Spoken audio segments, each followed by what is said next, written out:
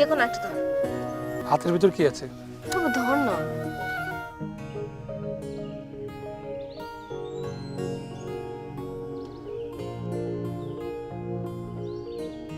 না এটা। তুই খেতে ভালোবাসিস তাই না? এ এমন কি, খেতে কে না ভালোবাসে? না সেটা ঠিক আছে, সবাই ভালোবাসে, বাট তুই একটু বেশি ভালোবাসিস, এটা স্বীকার করলেই তো হয়। আচ্ছা যা, আমি একটু বেশি খাতো। হ্যাপি? দেখছিস কি সুন্দর মেঘ।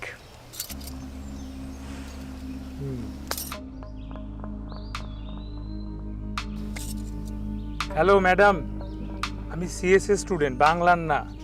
মানে সিএসসি স্টুডেন্ট হলে বুঝি কবিতা লেখা যায় না? সময় কই, সারাদিন তো ক্লাসই করি। মেঘের একটা ঘ্রাণ আছে, পাচ্ছিস? কই পাচ্ছি না তো, শুধু বাতাস আমার নাক দিয়ে বুকের ভেতর ঢুকছে, কিন্তু কোনো ঘ্রাণ পাচ্ছি না। আচ্ছা তুই চোখ খুল না, চল না ওদিকে যাই। আমার পাশে এসে দাঁড়া, দেখ মেঘগুলো কথা বলার চেষ্টা করছে, মেঘগুলো গ্রানে গ্রানে কথা বলছে। কি এসছিস আমার পাশে?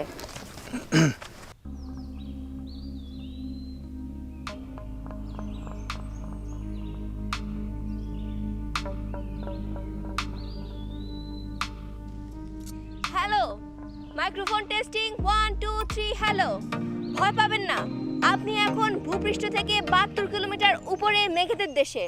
ফটাফট 3টি প্রশ্নের উত্তর দিন, নয়তো মেঘদানব এসে আপনার শরীরের 206টি হাড় কটমটিয়ে খেয়ে ফেলবে।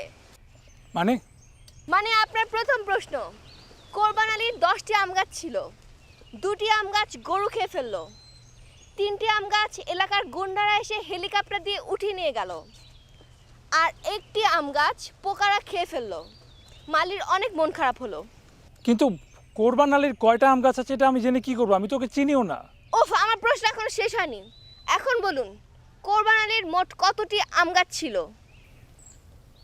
4টা আম গাছ গরু খেয়ে ফেললো, 3টা গুন্ডা নিয়ে গেল, 1টা পোকা খেয়ে ফেললো, 4 3 8, 8টা গাছ, 8টা বড় গাছ ছিল, আমি শিওর।